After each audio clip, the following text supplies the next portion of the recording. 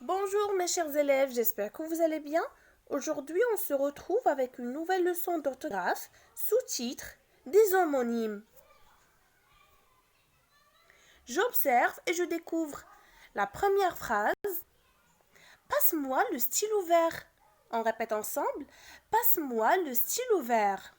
La deuxième phrase, j'ai cassé mon verre de thé. On répète ensemble, j'ai cassé mon verre de thé. Qu'est-ce que vous remarquez, mes chers élèves? Il y a un mot qui se prononce de la même façon. Lequel? Verre, très bien. Mais est-ce qu'il est écrit de la même manière? Non. Est-ce qu'il a le même sens dans les deux phrases? Non. Alors, qui nous donne le sens du mot verre dans les deux phrases? C'est le contexte de la phrase, très bien. Que désigne le mot vert dans la première phrase? Le mot vert dans la première phrase désigne la couleur, très bien. Et dans la deuxième phrase, désigne le gobelet. La troisième phrase, la mer est calme. On répète ensemble, la mer est calme.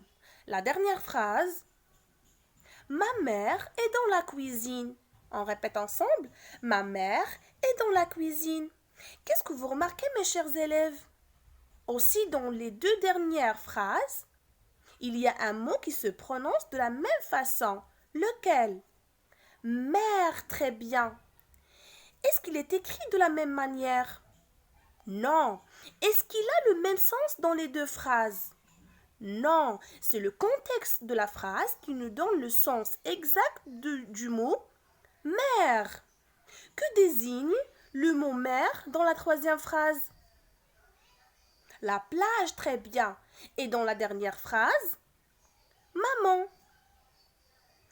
Alors, comment appelle-t-on les mots qui se prononcent de la même façon, mais qui peuvent s'écrire différemment? Les homonymes. On répète ensemble, les homonymes.